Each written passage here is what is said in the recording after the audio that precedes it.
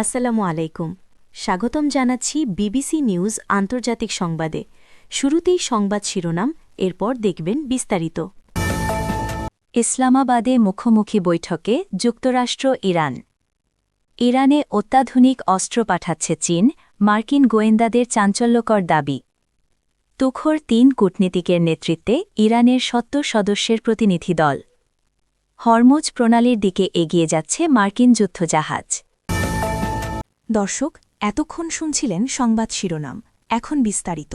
আপনি যদি ইসরায়েলের ধ্বংস চান, মুসলিমদের পাশে থাকেন, তাহলে চ্যানেলটি লাইক দিয়ে সাবস্ক্রাইব করে পাশে থাকুন। ইসলামাবাদে মুখোমুখি বৈঠকে যুক্তরাষ্ট্র ইরান। পাকিস্তানের ইসলামাবাদে আলোচনা শুরু হয়েছে ইরান ও যুক্তরাষ্ট্রের প্রতিনিধি দলের মধ্যে। পাকিস্তান সরকারের বরাতে বিবিসি জানিয়েছে, শনিবার ১১ এপ্রিল স্থানীয় সময় বিকেল ৪টায় এই আলোচনা শুরু হয়। তবে বৈঠকটি কী ধরনের কাঠামো অনুসরণ করে অনুষ্ঠিত হচ্ছে, সে বিষয়ে এখনও স্পষ্ট কোনো তথ্য নেই। সূত্রগুলো বলছে, প্রাথমিক পর্যায়ে পাকিস্তানি কর্মকর্তাদের মাধ্যমে দুই দেশের মধ্যে বার্তা আদান-প্রদান হবে। ইতিবাচক অগ্রগতি হলে পরবর্তীতে সরাসরি আলোচনাও হতে পারে। এ নিয়ে আনুষ্ঠানিকভাবে কিছু না বললেও সরকারি সূত্রগুলো বিবিসিকে জানায়, পাকিস্তান কর্তৃপক্ষ ইরানি ও মার্কিন প্রতিনিধি দলের মধ্যে সরাসরি আলোচনা আয়োজনের চেষ্টা চালিয়ে যাচ্ছে। উল্লেখ্য, যুক্তরাষ্ট্রের প্রেসিডেন্ট ডোনাল্ড ট্রাম্প ৮ এপ্রিল ঘোষণা দেন, পাকিস্তানের প্রধানমন্ত্রী শাহবাজ শরীফ ও ফিল্ড মার্শাল আসিম মুনিরের সঙ্গে তার কথোপকথনের ভিত্তিতে তিনি ইরানের ওপর বোমা হামলা ও আক্রমণ ২ সপ্তাহের জন্য স্থগিত করছেন। এ প্রেক্ষাপটে শাহবাজ শরীফ এক বার্তায় লেখেন, গভীর বিনয়ের সঙ্গে আমি আনন্দের সংবাদ জানাচ্ছি যে ইরান ও যুক্তরাষ্ট্র তাদের তাৎক্ষণিক যুদ্ধবিরতিতে সম্মত হয়েছে। এদিকে আলোচনার জন্য একটি ১০ দফা প্রস্তাব দিয়েছে ইরান। এই প্রস্তাবের বিষয়গুলো মেনে নিলেই সরাসরি আলোচনায় বসবে বলে জানিয়েছিল ইরানি প্রতিনিধি দল। ইতোমধ্যেই বিভিন্ন চুক্তি লঙ্ঘনের অভিযোগে দুই পক্ষ পরস্পরের দিকে আঙুল তুললেও উভয় দেশের শীর্ষ পর্যায়ের নেতারা আলোচনায় ইতিবাচক ফলের আশা প্রকাশ করেছেন।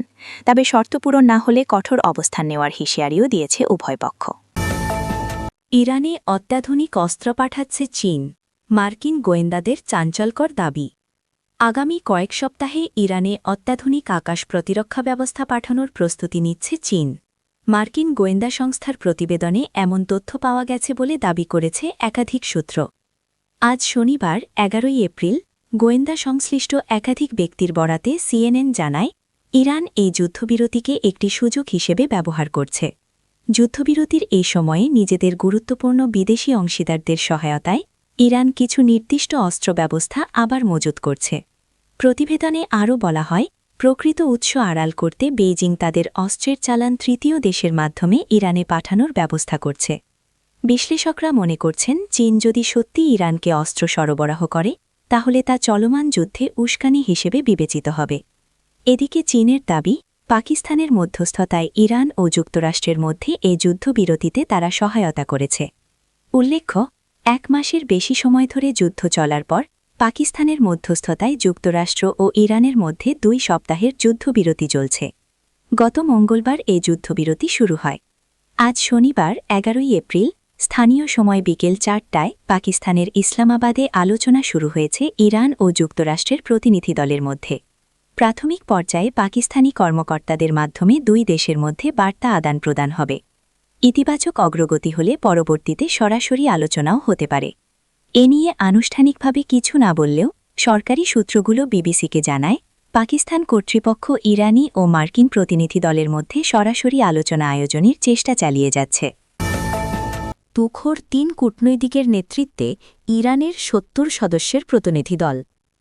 ইসলামাবাদে যুক্তরাষ্ট্রের সঙ্গে গুরুত্বপূর্ণ শান্তি আলোচনায় অংশ নিতে ৭০ সদস্যের শক্তিশালী প্রতিনিধি দল পাঠিয়েছে ইরান। প্রতিনিধি দলের নেতৃত্ব দিচ্ছেন দেশটির ৩ শীর্ষ কূটনীতিক। ইরানি সংবাদমাধ্যমের প্রতিবেদন অনুযায়ী এই বৈঠককে আরও তাৎপর্যপূর্ণ করে তুলতে দেশটির শীর্ষ পর্যায়ের রাজনৈতিক ও কূটনৈতিক ব্যক্তিত্বরা রয়েছেন, যাদের লক্ষ্য আলোচনার প্রতিটি কারিগরি ও কৌশলগত দিক নিশ্চিত করা। ইরানের এই শক্তিশালী প্রতিনিধি দলের নেতৃত্বে রয়েছেন দেশটির প্রভাবশালী ৩ রাজনৈতিক ব্যক্তিত্ব।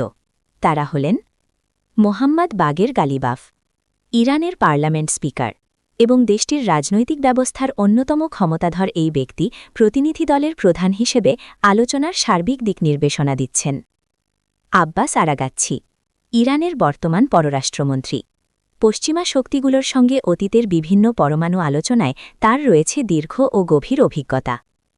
আলী বাগেরি কানি ইরানের একজন কট্টরপন্থী ও ঝানু কূটনীতিক। এর আগে যুক্তরাষ্ট্রের সঙ্গে হওয়া পরমাণু আলোচনাগুলোতে তিনি কেন্দ্রীয় ও গুরুত্বপূর্ণ ভূমিকা পালন করেছেন। মূল আলোচকদের সহায়তার জন্য এই বহরে রয়েছেন আরও ২৬ জন বিশেষজ্ঞ সদস্য। তারা মূলত অর্থনীতি, নিরাপত্তা এবং রাজনৈতিক খাতের টেকনিক্যাল বা কারিগরি কমিটিগুলোর অন্তর্ভুক্ত। আলোচনার টেবিলে প্রয়োজনীয় পরামর্শ ও তথ্য দিয়ে মূল নেতাদের সহায়তা করাই তাদের প্রধান কাজ। সর্বশেষ খবর অনুযায়ী সরাসরি আলোচনার টেবিলে বসেছে যুক্তরাষ্ট্র ও ইরান। পাকিস্তান সরকারের সূত্রের বরাত দিয়ে ব্রিটিশ সংবাদমাধ্যম বিবিসি নিশ্চিত করেছে, ইসলামাবাদে বর্তমানে যুক্তরাষ্ট্র, ইরান ও পাকিস্তানের মধ্যে ত্রিপক্ষীয় মুখোমুখি বৈঠক চলছে। হরমুজ প্রণালীর দিকে এগিয়ে যাচ্ছে মার্কিন যুদ্ধজাহাজ।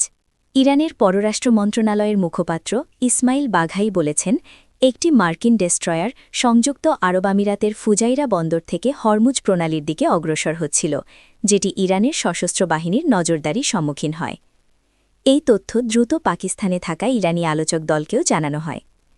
শনিবার ১১ এপ্রিল এক প্রতিবেদনে এই তথ্য জানিয়েছে ব্রিটিশ সংবাদমাধ্যম বিবিসি। একই সময়ে এক্সিসি সাংবাদিক বারাক রাভিদো মার্কিন কর্মকর্তাদের উদ্ধৃতি দিয়ে জানান, মার্কিন যুদ্ধজাহাজগুলো হরমুজ প্রণালী অতিক্রম করেছে। যদিও ইরানের তাসলিম বার্তা সংস্থা এক অজ্ঞাতনামা কর্মকর্তার বরাতে প্রতিবেদনের এই তথ্যটি অস্বীকার করেছে।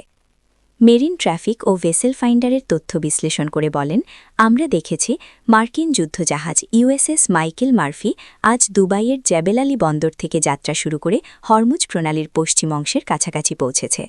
মেরিন ট্রাফিকের তথ্যানুযায়ী জাহাজটির গন্তব্য দেখানো হয়েছে সিঙ্গাপুর।